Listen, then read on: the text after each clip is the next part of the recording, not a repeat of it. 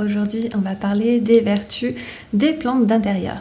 Mais si ce n'est pas encore fait, je vous invite à vous abonner à ma chaîne pour être tenu au courant de toutes les nouvelles vidéos. Je vous propose de parler de l'action des plantes d'intérieur pour notre santé et notre bien-être. Nous allons donc voir les bienfaits de ces filtres naturels, puis je vous proposerai de voir en détail 8 plantes dépolluantes et leurs vertus.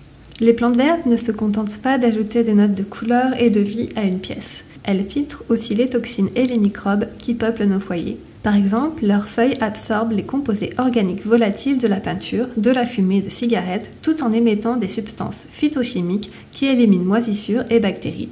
Elles humidifient également l'air de nos bâtiments surchauffés. Je vous propose une liste de 8 super plantes qui rendent maisons et bureaux plus respirables. En numéro 1, le lierre grimpant. D'après la NASA, c'est l'une des meilleures plantes pour la filtration de l'air. C'est aussi celle qui absorbe le mieux le méthanal. Il est rustique, facile d'entretien et se prête à la plupart des climats. L'idéal reste un endroit tempéré et pas trop ensoleillé. En numéro 2, la fleur de lune. Le spathiphyllum ou fleur de lune est la plante la plus efficace pour éliminer les substances chimiques domestiques des peintures, tapis et cigarettes. Très facile d'entretien, quand elle a besoin que vous l'arrosiez, ses feuilles s'affaissent légèrement. En numéro 3, le caoutchouc. C'est un ficus originaire d'Inde capable d'éliminer de nombreuses toxines. Il s'épanouit particulièrement bien dans les coins sombres et frais. Vous devrez penser à le tailler pour éviter qu'il ne grandisse trop. En numéro 4, le palmier bambou. C'est une belle plante qui apporte une touche d'élégance en plus d'humidifier la pièce. Il peut atteindre jusqu'à 1,80 m de hauteur. Choisissez bien son emplacement dans un endroit aéré pour éviter les parasites. En numéro 5, le dracaena. Ce groupe de plantes très variées permet de parer à pratiquement toutes les situations. Le dragonnier peut atteindre 4 mètres de hauteur et se plaît au soleil.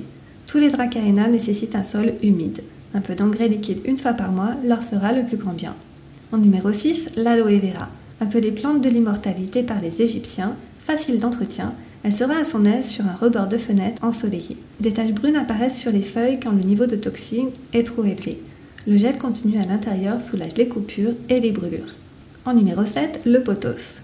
Presque indestructible, cette plante est parfaite si vous avez tendance à oublier l'arrosage. Elle absorbe de nombreuses toxines, ce qui en fait l'un des meilleurs purifiants polyvalents. C'est une plante rampante qui sera du plus bel effet dans les paniers suspendus.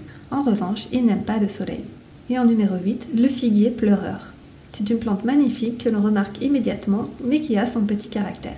Il filtre particulièrement bien les polluants contenus dans les tapis et les meubles industriels, mais les conditions doivent être parfaites. Il a besoin de beaucoup de lumière indirecte et n'aime pas les changements de température. Merci beaucoup d'avoir écouté cette vidéo jusqu'au bout, j'espère qu'elle vous a plu. N'hésitez pas à liker et à partager si vous pensez que ça peut aider et inspirer des personnes autour de vous. Je vous invite à mettre en commentaire quelle plante verte vous avez invitée chez vous ou dans votre bureau. N'oubliez pas de vous abonner pour être tenu au courant de toutes les nouveautés et moi je vous dis à bientôt pour une nouvelle vidéo et d'ici là, prenez soin de vous.